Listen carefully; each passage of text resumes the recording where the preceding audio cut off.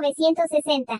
La juventud ocupó un papel central en la vida de 1960. Esto se le debió al gran crecimiento económico y demográfico desde 1940. La población juvenil entre 15 y 25 años superaba la población adulta. Hubo gran crecimiento, pero el sistema se empezó a ver su lado negativo, como la desigualdad y la ausencia de democracia. Esto derivó a una crisis política. Principales logros que alcanzó nuestro país. Lo que definió esta década fue el crecimiento económico y la estabilidad política. El modelo económico fue conocido como desarrollo estabilizador, que se implantó en el gobierno de Adolfo Ruiz Cortines. Juegos Olímpicos de 1968. En octubre de 1963 la Ciudad de México tuvo la sede de los 19º Juegos Olímpicos, que se celebrarán 5 años después.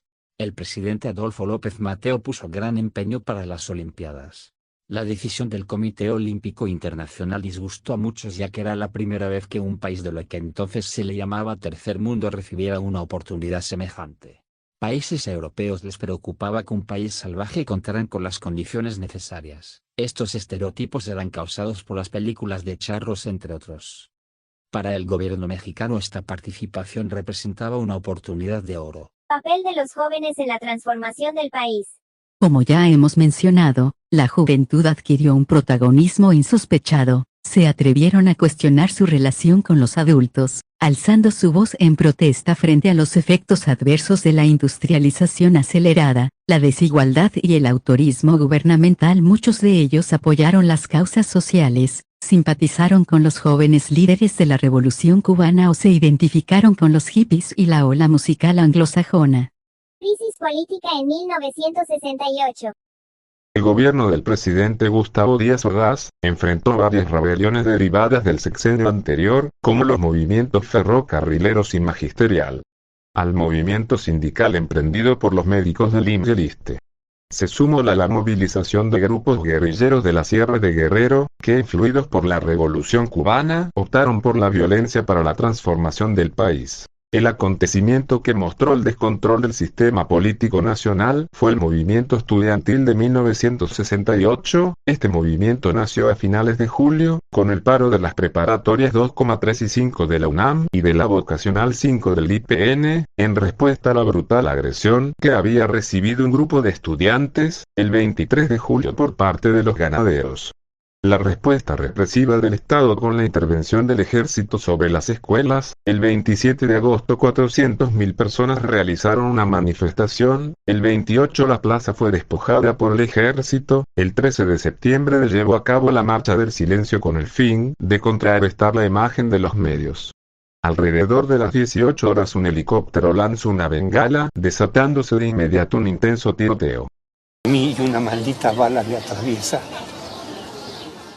Yo quedé precisamente allí, abajo de esa asta, que no me pude levantar, las piernas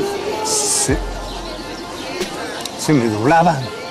Y un muchacho, más o menos como de tu edad, más o menos, se acerca y me dice, maestro, vámonos, porque si lo ven lo mata. Y el muchacho se puso adelante de mí y una maldita bala me atraviesa. Me atraviesa la cabeza.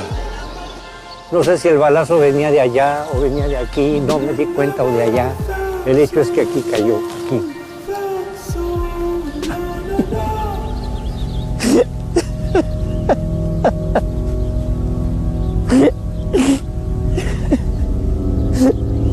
Ay, es lo más tremendo de mi vida. La guerra sucia y consecuencias del movimiento estudiantil de 1968. Los acontecimientos de 1968 marcaron un antes y después en la historia de nuestro país.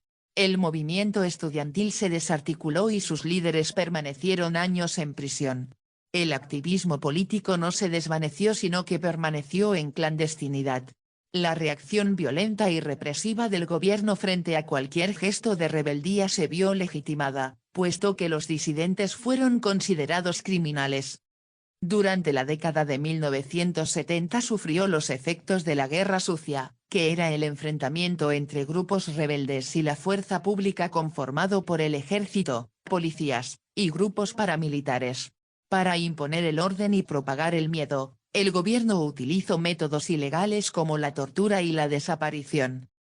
Sin duda, donde hay luz hay oscuridad. En esta década hubo grandes avances económicos, pero gran desigualdad en todo el país. Hasta la fecha se han presentado esta desigualdad y protestas para hacer callar a las personas usan los actos más inhumanos. Esto es todo por nuestra parte. Hasta la próxima.